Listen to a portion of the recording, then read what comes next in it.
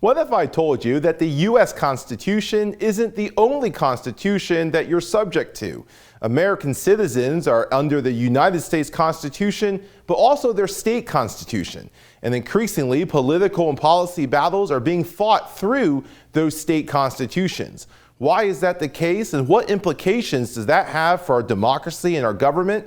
Dr. Adam Carrington of Hillsdale College joins us to break down those questions and more. That's coming up right here, right now. I'm Sam Chen, and this is Face the Issues.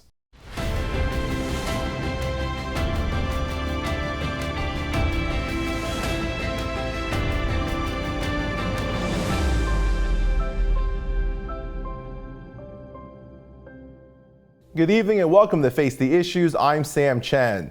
A little known fact to American citizens is that they are under two constitutions. We all know the United States Constitution, also called the highest law of the land, but we're also subject to our respective state constitutions. It's a principle called dual constitutionalism.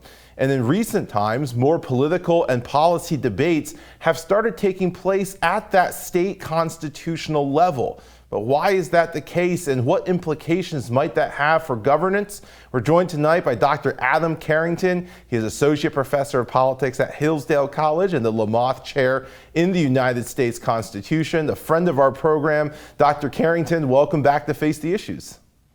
Pleasure to be back. Thanks for having me. It's always a pleasure to have you. I deeply appreciate your ability to take very nuanced and complex issues and really break them down and address them for our everyday voters. And that's something that's so important. I think oftentimes academics fail in doing that. You are the exception to that, Adam. And so I appreciate you coming on the show to do that.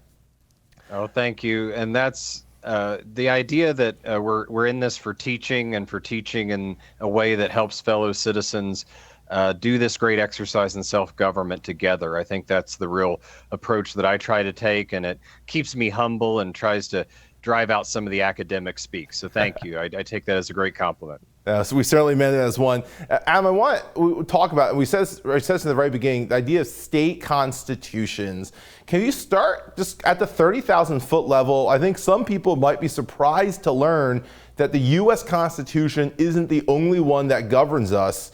What are state constitutions, and what is this idea that political scientists like us call dual constitutionalism? It's really a subset of what I think at least most people have heard in their basic government classes in junior high or high school, which is federalism. The idea that we don't just have one government. We have a national government and state governments.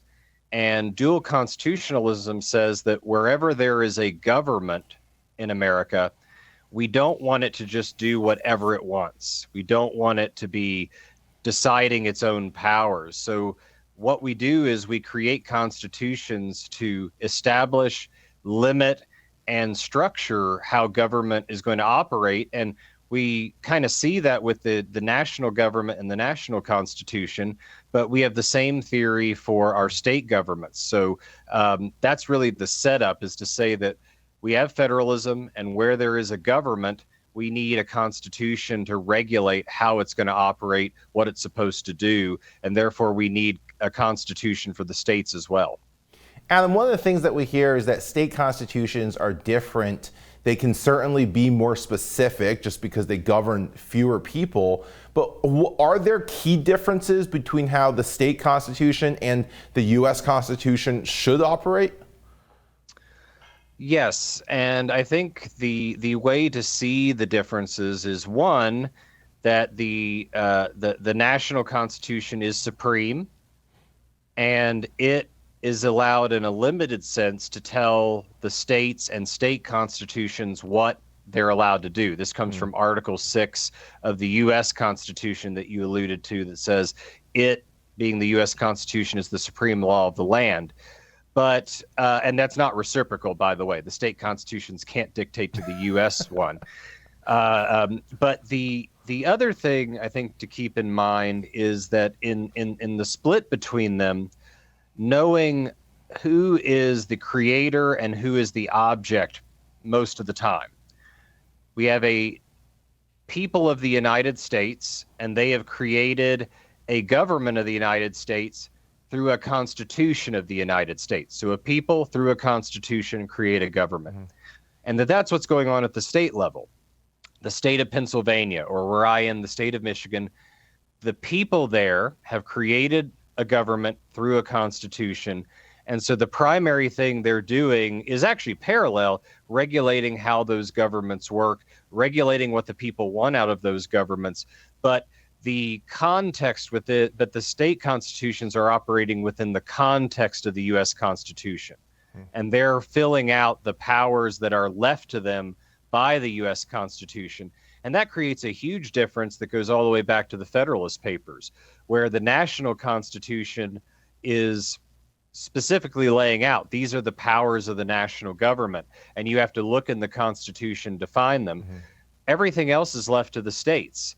And so the powers that are left to the states are being regulated through their constitution. So it's interesting. The states actually have more leeway in some ways, and their constitutions have more leeway in how they can regulate and what they can do than even the national one. So then in many ways, the state constitution and the national constitution, they cover different areas or different questions or issues. To your point, the national constitution, U.S. Constitution, those we can open up the document and see exactly what areas they're going to oversee, and everything else being left to the states. And so they really operate in two different spheres, so to speak. Right. And I remember that if you read Abraham Lincoln's July 4th, 1861 speech to Congress in the midst of the Civil War, he was arguing against the Southern argument about state sovereignty, and he was denying state sovereignty as being something that could make the states independent of the rest of the country. But he says, I still believe in federalism, and he gave a functional distinction between state and federal governments and state and federal constitutions. And that's the idea that the brilliance of federalism is our founders laid out what is it that we do as a country together. Things like make war and peace, trade with other countries, interstate commerce. Those are the things the national government should be doing. That's their lane that they should be staying in. What should states be doing? What matters to local areas? What matters to localities? Things that the rest of the country just doesn't need to be involved in or might not be good at being involved in.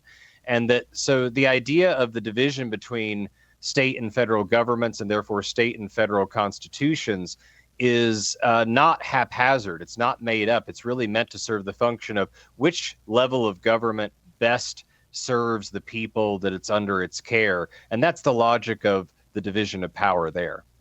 Adam, you wrote an article about state constitutions being amended. And that is something that the U.S. Constitution, it can be done to the U.S. Constitution. They can amend it.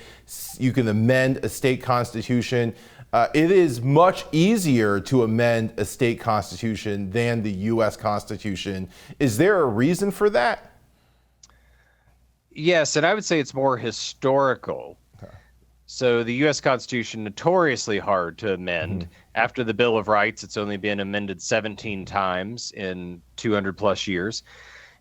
State constitutions, many of them are very easy to amend, relatively. Usually simple majority vote of the people or majority votes of the state legislature or some combination thereof. I believe Pennsylvania has a bit of a combination of those two. And a lot of that is actually the result of the progressive era of the late 19th and early 20th century. And don't confuse the progressive era of that time with those to the more the political left that call themselves progressives today. It's not, I'm not equating those. This is an old historical movement. But one of their critiques of the U.S. Constitution was they didn't think it was democratic enough. And one of their critiques was that the U.S. Constitution was too hard to amend. A minority of the Congress or of states or of the people could keep changes to that document from occurring. And so they, as part of a broader system of things like referendums and recalling politicians and other things that are at the state level, they really made the state constitutions to really be changeable a lot like regular statutes are. They blurred the line that I think we might talk about later between regular laws that just get passed normally and constitutions. But the idea was they wanted the people to have a more direct and easier say and easier ways of change. It was meant to move away from constitutions that were focused more on stability and allow for more adaptation. And so that's the history of why these are so easily adaptable in most states, is a fallout or a result from that history. And Adam, along those lines, was there ever an effort to make the U.S. Constitution that way? I mean, generally, constitutional scholars, as I imagine you would argue, I've certainly made this argument, that the U.S. Constitution should not be easily amended. Was there an effort during that movement to also make the U.S. Constitution easier to amend? There was, but it partly because of how hard the amendment process was already. Mm-hmm. And it wasn't quite as hard even in the states that more mimicked the U.S. Constitution. Because it was so hard, it never really quite gained the steam it needed. Mm. And so most of those reforms started at the state level, but did not go up to the U.S. Constitutional level. But yes, the argument was that, in fact, Herbert Crowley, who started the publication The New Republic, wrote a book called Progressive Democracy, where he called the U.S. Constitution a monarch over the people, and that was meant derisively. And part of the things he critiqued was we need to change how we amend the U.S. Constitution. But as successful as that movement was in the states, it was not able to translate or transfer up to the U.S. constitutional level. Yeah. Adam, I appreciate that background. We're going to go to the break. When we come back, I want to talk a little about the article that you wrote, some of these political debates that we're seeing really take place at that state constitutional level. You've had some very keen observations about this, so I want to talk about those. But first, we'll go to the break, so don't go away. We'll be right back. Face the Issues is produced and recorded in the studios of Lighthouse TV. Positively different.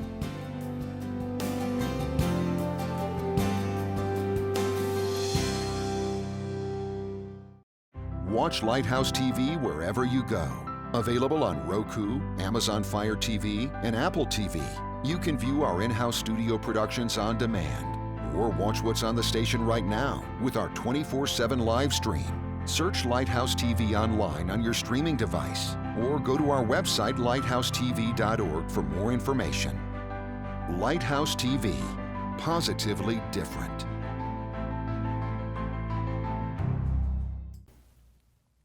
Welcome back to Face the Issues. Adam, thank you again for joining us. I want to talk now about this idea that we see more and more states are starting to fight policy battles and political battles at that state constitutional level. And the idea here is that there's an issue. It could be, I mean, years and years ago, we saw this with same-sex marriage. We see this with the abortion debates, where the idea is that we're going to pass a constitutional amendment. We're going to enshrine these rights into at least a state constitution. There was a Wall Street Journal article recently about how more and more states are doing this. We see this on the right and on the left. You've written a response to this. I want to ask you, just for starters, is this a good idea? In your view, is this a good idea or a bad idea?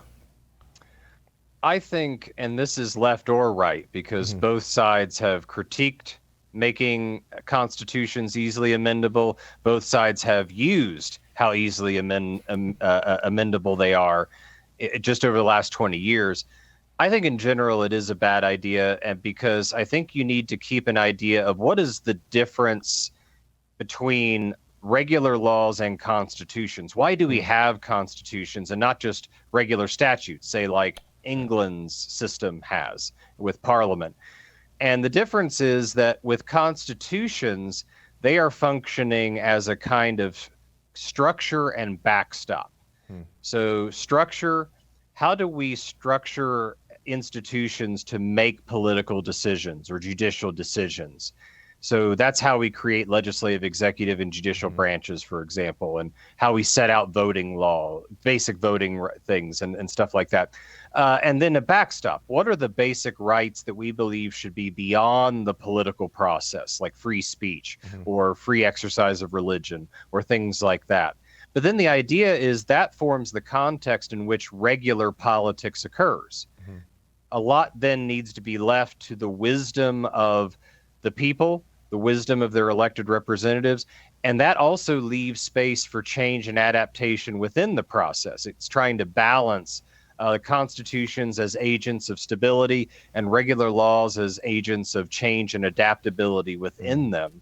And the blurring of this line to make constitutions more easily changeable means they don't create that context and backstop as well. They don't make certain decisions and certain ways of proceeding or certain rights permanent. They really just make things adaptable all the time. Or they remove things from the political process that need to be part of it. Rather than us debating and discussing, they move them beyond them in a way that tries to reduce everything to a constitutional question. Alexis de Tocqueville, who was a Frenchman that came through and wrote the most famous book about America, Democracy in America, he says Americans even then have a tendency to try to reduce all of our policy debates to constitutional questions. Mm-hmm. And I think that's a mistake. There are some things that should be beyond debate, but there are some things that just are part of the regular political process and should be left to elections and regular laws. And this conflating, I think, blurs those distinct functions of stability and change. Yeah, Alan, let me ask you this. To your point about that, I mean, what kinds of things should be in the Constitution versus what kinds of things should be debated through the regular course of legislation, whether through Congress or through a state legislature? Right. I think two things should be in the U.S. or in a constitution, U.S. or state. One is the structure of government itself. So do you have a legislative, executive, and judicial branch? What are the basic powers between them? How do you separate them out? What are the mechanisms for maintaining them with checks and balances? Because the worry about that is if you don't enshrine those in a constitution that's hard to amend, then you're going to game the structural process temporarily to help your own side rather than creating a long-standing process that gets at good results, gets at the good of the people. The other is, are there fundamental rights that are either natural rights, I would say rights that come from just being human and therefore should not be subject to majority rule, and I think free speech would be one, free exercise of religion, no cruel and unusual punishment, a lot of the things that are in the U.S. Bill of Rights. Because the idea there is if governments can infringe on those, then they're undermining the very reason they exist. If you go back to the Declaration of Independence, where it says to secure these human or inalienable rights, governments are instituted among men. So it would be those two. What does that leave for policy? A lot of questions. So how do we order, for example, tax rates? How do we regulate trade with neighbors? Mm-hmm. How do we figure out how to have public safety and health and all of, a bunch of questions along those lines. So, really it still leaves a ton of policy to be made in at the state and national level with regular laws. But it's just a question of how do we structure the process and what are basic fundamental human rights that shouldn't be part of that discussion. And then I think the rest is left up to the political process and therefore allows us to balance that there are limits to self-government, but that ultimately we are a government of, by, and for the people at the same time. Adam, another point that you raise in your article about this phenomenon that we're seeing is that this kind of takes away the representative part of a representative democracy. And this is in part intentional, to your point. I mean, as a political strategist, this is something that, we quickly see the strategic side of it, which is if I cannot enshrine, say, abortion rights, or if before it used to be the federal or state marriage amendments defining what marriage would be in the state or national constitution. And the idea is if I can't get a law passed through my legislature on an issue like this, then I could take it directly to the people. In my home state of Pennsylvania, it's a simple majority vote on the ballot, usually in the primary or the general election.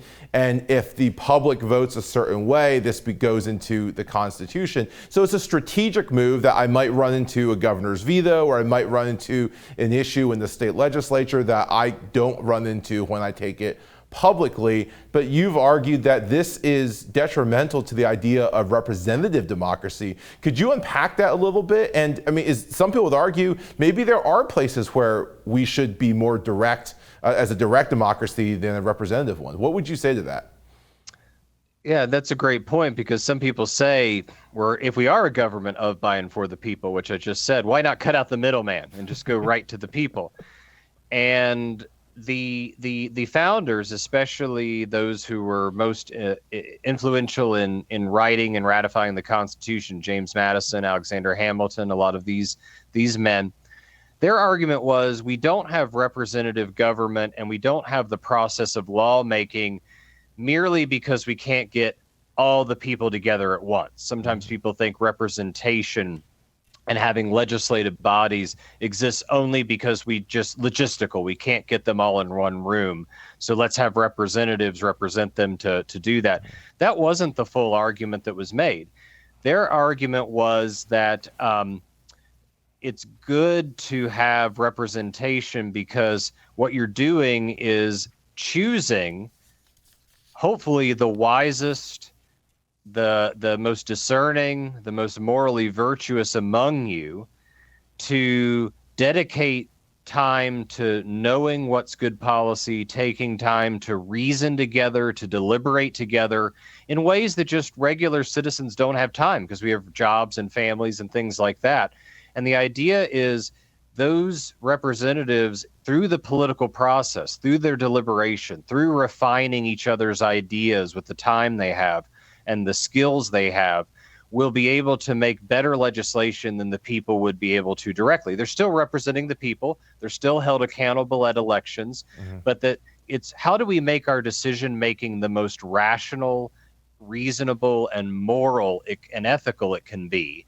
And the idea is representation, and the process of legislation ensures that we still rule, but we rule in that sort of way. It's sort of, when you're on a diet and you structure your what's going to be in your fridge, because if you put the wrong thing in your fridge, you're going to eat it, right? The representative system is an attempt to not deny our decision making, but structure our decision making so we are at our best when laws are created, at our most reasonable and rational. So that's where I think skirting around the representative system, as attractive as it is for some reasons, is undermining how we're trying to not only make decisions that are based on the will of the people, but based on the will of the people at its best. So I think that would be my response to that.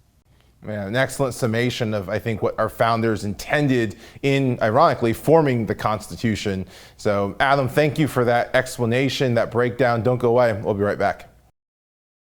Watch Lighthouse TV wherever you go. Available on Roku, Amazon Fire TV, and Apple TV.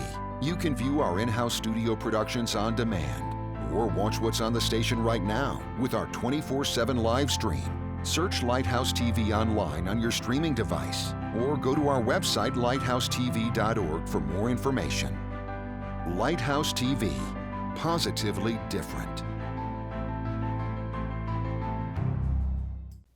Welcome back to Face the Issues. Dr. Carrington, thank you again for joining us, for talking about this issue with us. I want to close by going back to something we had mentioned earlier, and this idea that Republicans and Democrats alike have been utilizing the state constitution as the forefront, the battleground of these policy and political fights, depending on what the issue is. You closed your article with this line. You wrote, "Too bad the issue is so bound up in partisan games. It could do our entire country, regardless of party or issue, a great service." What are your concerns with this politicization of amending the Constitution? Yeah, and I was defending the idea that I think it would be good to make constitutions harder to defend. I just believe certain, right now it's the political right, although in the past it's been the political left, are trying to make it harder just so they don't lose partisan political battles. And I think the danger there is we want constitutions to in some ways be above partisanship. We want them to set the boundaries within which partisanship manifests itself. But if you're gaming the context in which partisanship is being played out, then you're going to risk alienating people, not just against your side, but against the system as a whole. And we already have enough institutional distrust. We already have enough partisanship that if we can't agree that the Constitution itself is setting something above us, that we work within, something that we can trust the system, trust the structures, even if we don't always trust our political opponents within it, playing these kind of partisan games with the structure and system as a whole, I think creates a more existential and deeper problem for how we conduct a common political order that's a government of, by, and for the people. And we see this at the federal level as well. I mean, I think mostly about the filibuster rule with judicial nominees, and now the debate over the legislative filibuster. And it's when Republicans are in power, they make the same arguments that Democrats will make when they're in power, and so forth. And one of the things that constitutional scholars come back to is this idea that Franklin had famously, at least the words are attributed to him, said that we have a republic if you can keep it, and that some of this can really chip away at the foundation of the republic, and that the concern is more than just what policies pass, but is there even a structure that will be left by which we can debate these policies? You said something similar when we discussed the leak at the Supreme Court, I think a year or so ago. What's your outlook in the future? Is there a concern that we are chipping away at these foundations of the Constitution, or of state constitutions and of governance?